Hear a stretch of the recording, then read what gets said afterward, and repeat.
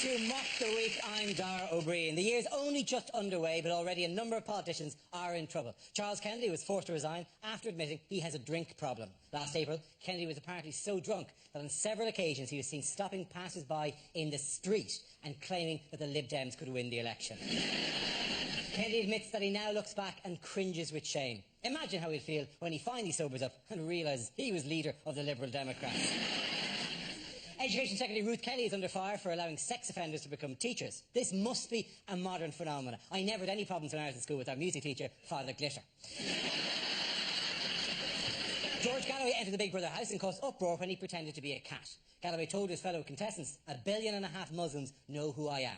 Yes, in the most remote fishing villages of Indonesia, they're all saying, look, it's that twat of Big Brother. Meanwhile, the trial of Abu Hamza finally began. It took the police 18 months to find enough evidence to build a case, although 17 of those months were spent looking for fingerprints. Joining me tonight to work their way through a series of satirical games are 6 of the country's finest comedy performers. John Oliver, Rory Bremner and Andy Parsons, Frankie Boyle, Hugh Dennis and Joe Brand. Welcome to you all.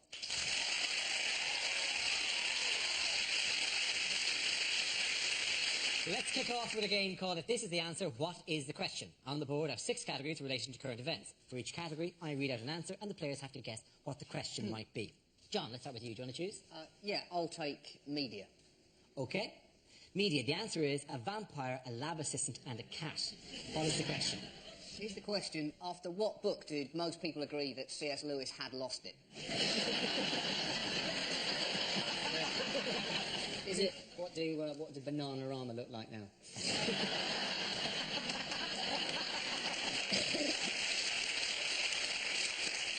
Is it who have all been approved for teaching posts this year? Is it in an early and terrible translation of the Bible? What did the wise men give the infant Jesus?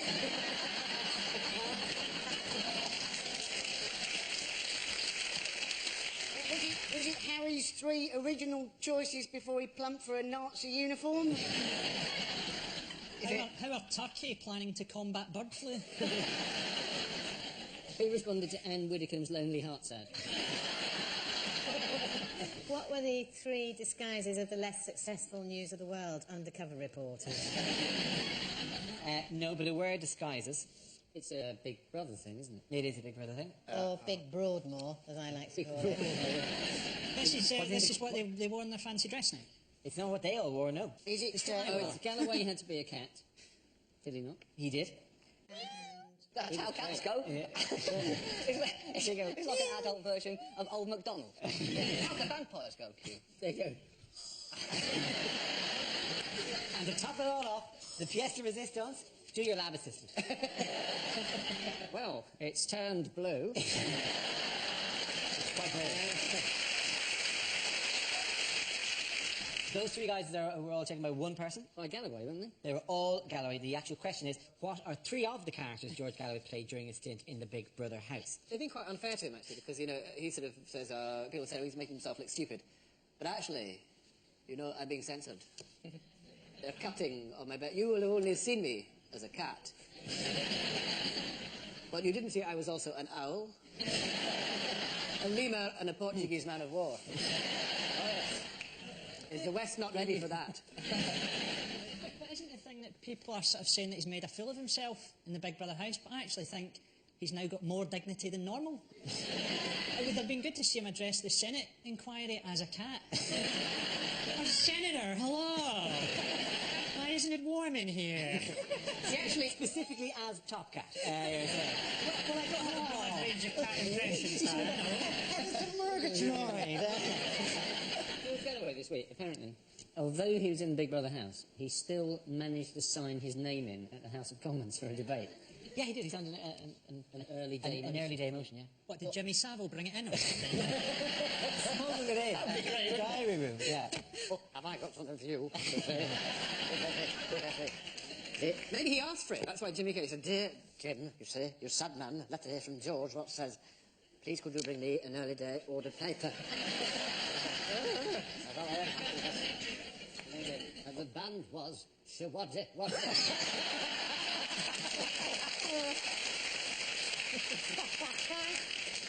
You're right, it is just mad people they have in the house now. It is just lunatics. See, I suspect they're not actually going to vote people out anymore. They're going to let them out under licence from the Home Office.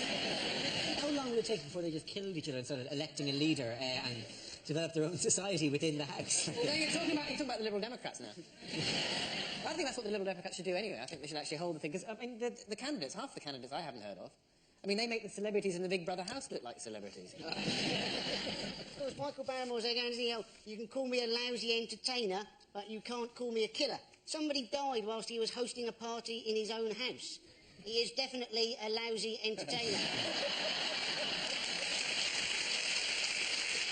When accused of dealing in Iraqi oil, Galloway famously told the Senate committee that he'd never even seen a barrel, owned one, bought one or sold one, although he has been scraping the bottom of one for quite a while now. The live feed from the Big Brother house operates on a 15-minute delay, which led to confusion when Jimmy Savile came in, as he operates on a 30-year delay. Didn't know who won the very first game or the very first show. What the hell? I'll give points to both of you. Give them all a round of applause, ladies and gentlemen. The next round is called Between the Lines. Rory and Hugh, can you make your way to our Mock the Week press pit, please? In this round, one player takes the role of a famous person making a speech, while the other says what they really mean. Rory, you are the former Lib Dem leader Charles Kennedy giving his resignation speech.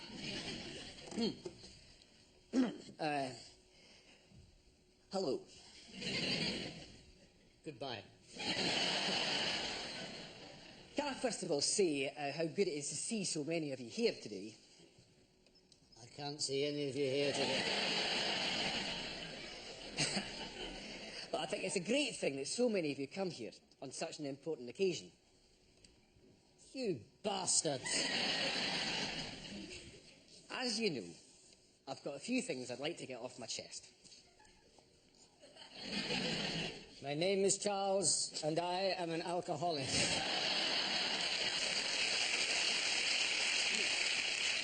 As I've said before, we've had a great year, and I think we've now got as many as 62 Liberal Democrat MPs.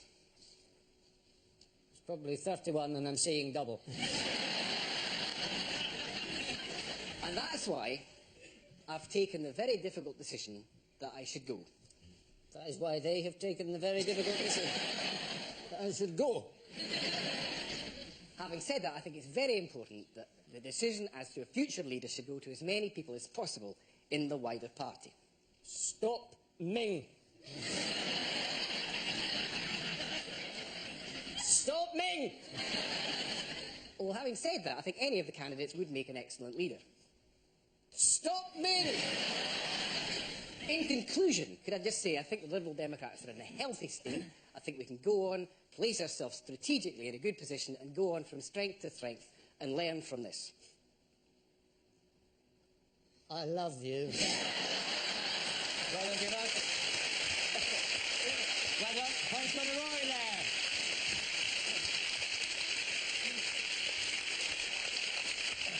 Now we play a round called Stand Up, Sit Down. It's for John, Joe, Andy and Frankie. If you could make your way to the performance area, please. This is a stand-up challenge based on this random news generator, which contains 4 newsworthy topics. You spin the wheel, and when it stops, anyone can step forward and try to make us laugh about the subject it's landed on. If I judge that the player's got a big enough laugh, he or she is safe and gets to sit down again. The first team to have all his players sitting down at the desk wins the round. OK, here we go. OK, the subject is alternative energy sources. Who's going to come in? John. Despite what the government say, we do not need nuclear power in Britain. There are many great new alternative energies out there. Much of the Middle East is currently able to harness the power generated by hating America. Every flag burnt there is now hooked up to an enormous generator which can power a fridge in Tehran for a week. And this is renewable energy, because America have pledged under Kyoto to produce a new flag for every one burnt. So, in winding the entire planet up, they are in fact pioneers in easing our reliance on fossil fuels. And we've got to do something. Britain is now so terrified of any rise in petrol prices that people in Britain have been seen at recent oil slicks wedging seagulls directly into their petrol tanks, screaming, "I've got to get to work, keep still and tuck your wings in." Well done, John. Please, sit down. Right, let's spin the wheel again. OK, the subject is the unfit society. Who's going to come in?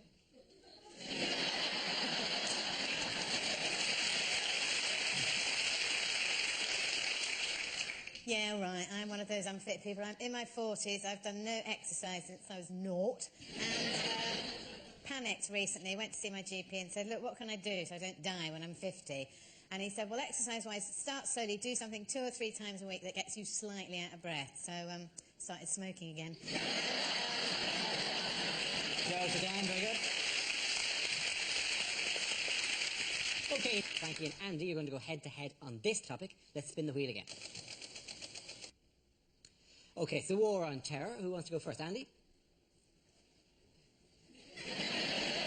Yes, the war on terror. The Americans have said, you know, they're worried that Iraq is their new Vietnam. Let's hope not.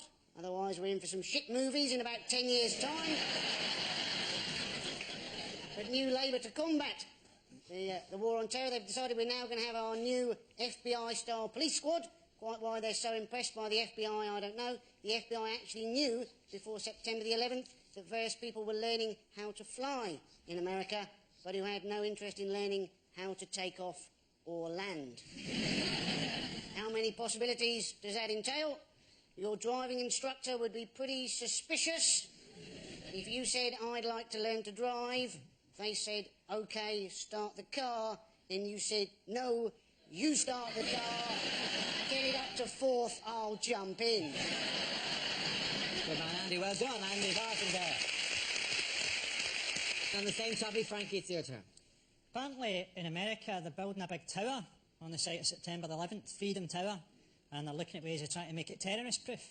I think they should have just built a giant mosque. No one's going to fly into that, are they? Or even better, a runway. How galling would it be if you hijacked the plane and then had to come in and make a textbook landing? They're always going, oh, don't deal with terrorists. We mustn't deal with terrorists. Let's deal with them. What's Al offering you boys? 100 virgins? We'll give you 50 slags. Or 2 women from Dundee. Well done, Frankie. It was being very close, I think. Frankie wins that for his team. Well done. This next round is called Headliners. I show the teams a photo of someone who's been making the news this week, along with the initial letters of a newspaper headline. The teams have to tell me what the letters should stand for. Here's a picture of David Cameron. So what does CIST stand for? Cameron impersonates sensitive Tory. Is it caution, imminent spectacular trick? He's heading towards a ramp and he's got the shadow cabinet to lie next to each other and set the first 3 of them on fire. He's a breath of fresh air in politics, Cameron. Is it crotch in saddle trap? Or is it simply the word cyst, and that's why he's having to stand up on his bicycle? Cameron in stabilisers test? It's to do with how another politician sees him. Is it second Thatcher? No, it's not. Second Tony. Is it Cameron as a serious threat? Yes, it is. Very, very good. Correct. It is Cameron is serious threat. Not likely to be on that bicycle, though, is he? This comes from Tony Blair's recent interview in The Observer, where he admitted voters were faced with a more interesting Conservative Party who would certainly give his party a real contest. He's a serious threat to me because he's not very distinctive. He's not a very distinctive voice, and he does Tony Blair much better than I do. But really, if you look at him actually, because he's got 3 things. Because he talks Tony Blair's language, but he sounds like Mandelson, and he's got that Michael Howard thing going on with his mouth. So, all 3 of them. For the price of one. Because people don't know what his voice is. No, if you play a tape of David Cameron, if you did it now, you wouldn't really, it's not very distinctive. It just sounds So like you Peter could Mandelson. presumably just do anything. I just said, did like David Cameron. Hello, I'm a Conservative, loving that. And people go, oh, it's very accurate, it really is. It's quite impressive. But at least they brought back William Hague, so that's a bit of good news. Should he develop some sort of speech impediment or something? Definitely, yeah. I'm David Cameron. Whee! What speech impediment is that? Something really upset. And let me tell you, it's the sound of someone having a colonoscopy up there. But not when it's expected, surely, yeah. Surely one of those kind of sneak colonoscopies. Dim, dim, dim, bing, whee! We do know a few things about Cameron, don't we? I mean, he was very evasive about the drugs issue when he was at university. And his quote was, wasn't it, it doesn't matter what I got up to at university, because when I was at university, I didn't know I was going into politics. Well, he must have had a reasonable idea, because at university, he studied politics. Do you know what's on his music collection? He let this slip last week. It's the Smiths. His favourite album is the Smiths' The Queen is Dead. Yes. Whoa! And his second favourite album is Woo! He did the Queen of Stone was his favourite album, and then he called himself and they go, well, clearly I don't concur with the sentiments. Although I do believe you should hang the DJ, hang the DJ, hang the DJ. What's the point of having a caring Tory? Isn't the point of being a leader of the Tory party is that you get to be an evil bastard? Come on, the poor, prepare your arse cheeks for a pounding. Isn't this just like sort of Darth Vader turning to the Emperor and going, I'm not sure about the environmental consequences of the Death Star, Your Excellency. This is a forest moon we'll be ruining. His true colours will come shining through as soon as in the House of Commons he turns up one day and spins round in a swivel chair stroking a cat. Eton-educated David Cameron told Radio 1 that his favourite group is the Smiths, or as he calls them, the Harrington Smides. David Cameron's wife, Samantha, has a tattoo of a dolphin on her ankle, although sadly it keeps getting caught in her fishnets. All of which is very pleasant, but I think the winners that round were Andy, Rory and John. Our next round is called Dating Videos. The players take on the identity of a famous newsmaker and record a Lonely Hearts video in the style of that person. Everyone has to try and guess who they are. So Hugh, you're up first. Please can you take your position in the performance area? Let's see your dating video.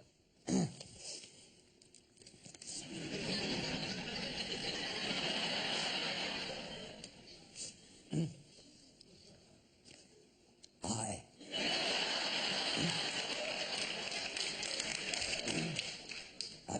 I've got a confession to make. I've been looking for a man for a while now, but you know how it is. There's no way I can keep that up. I've been looking for a man for some time now, but you know how it is. There's always something wrong. Everyone I pick seems to be on the sex offenders register. I've got to go now. I'm giving a job interview to Dara's old teacher, Father Glitter. Give me a ring sometime. From next week, I'll probably be at my home number. Any guesses who it is? Is it Dame Margot Fontaine? It started out as Margot Fontaine, yes. Ruth Kelly? It's Ruth Kelly, all right. Well done, Ruth Kelly. Hugh, come back here. Yes, it was Education Secretary Ruth Kelly. The Department of Education's list of sex offenders is known as List 99, so-called, because everyone on it is a stranger who's offered children an ice cream in the last 3 years. To be fair to those teachers, it's sometimes not easy to tell if some of the girls are over 16. Here's a clue. They're in your class. Well, Ruth Kelly said that she wanted to give this group of people the benefit of the doubt. She seems to be mistaking this sex offenders register with the offside rule. Level is on. It's unfair though, isn't it? Because let's be honest, a lot of teachers look like paedophiles. I mean, if it's for the geography department, it's going to be really hard to tell. Apparently you're not supposed to do it by how they look. It's what they feel, isn't it? Yeah. It'd be creepy though, wouldn't it, getting your homework back and they've drawn a cock on it? Taking it from someone, I'm in Ireland, all we did was move them to another parish and life went on. Worked for 40 years at least, that's it. Well, talking of Gary Glitter, of course, he was a man who got caught, didn't he? Because he took his computer to have it mended back at PC World. What an idiot the man was. That would be like Jeffrey Dahmer taking his freezer back to Curry's. Or Fred West taking his patio back to B&Q. Now, Rory, can you please make your way over to the performance area? And when you're ready, please can we see your dating video?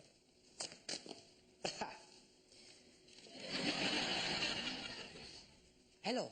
Well, I'm Swedish, but so is IKEA.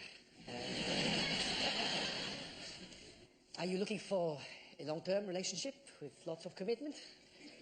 Nor am I.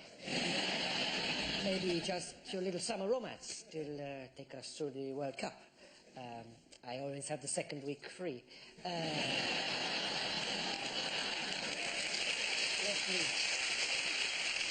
Let me tell you a little bit about myself. You can read the rest in the papers. I work hard, I play hard, I like to try out new people in different positions. In the evening, I like to curl up with a nice Italian, and I think I could manage you as well.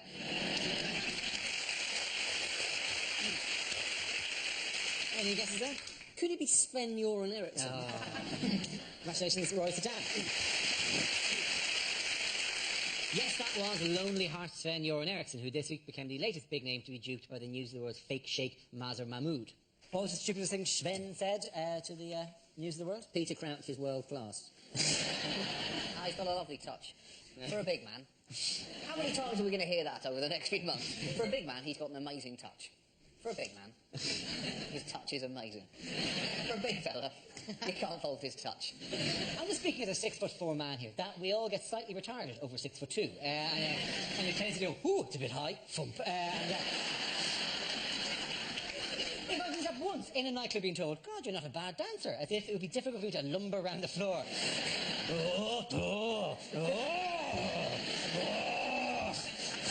Rhythm makes me move.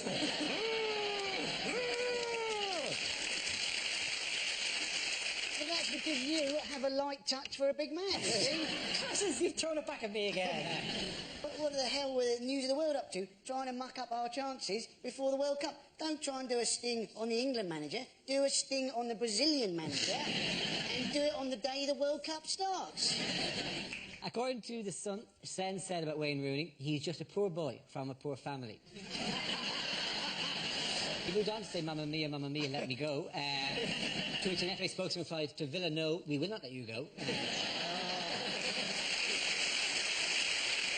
Sen also said he could get David Beckham to come and live in Birmingham. Mind you, David thinks Birmingham is in Spain because they have a bouldering there. Well, for that, my friend, the winners of this round are clearly Frankie, Hugh and Joe.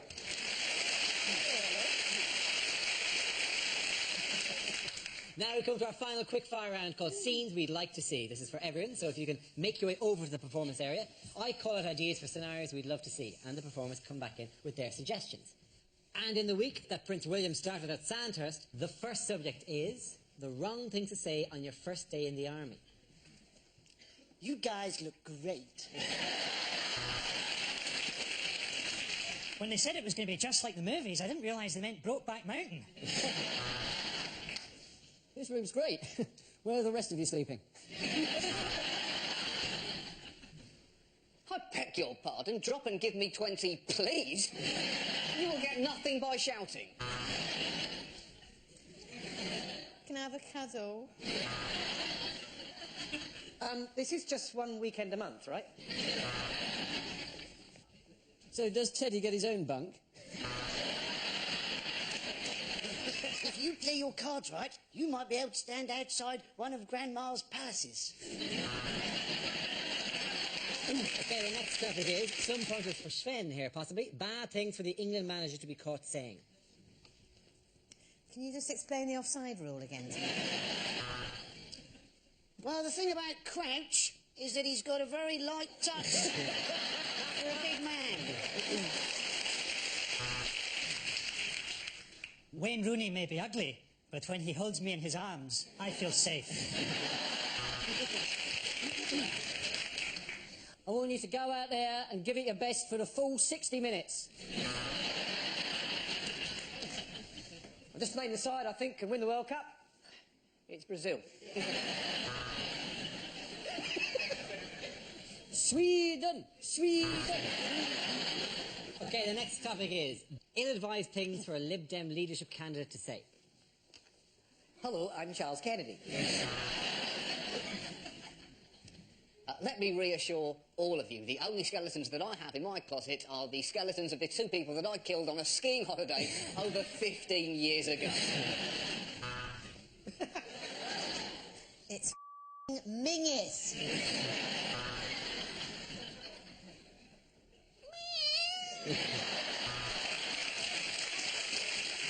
Sorry I'm late, I had trouble finding a vein.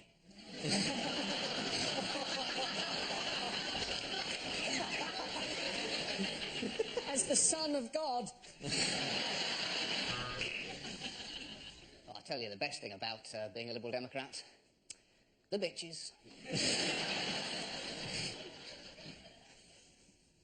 Oh, what's the point? And on that, ladies and gentlemen, a round of applause for all the people.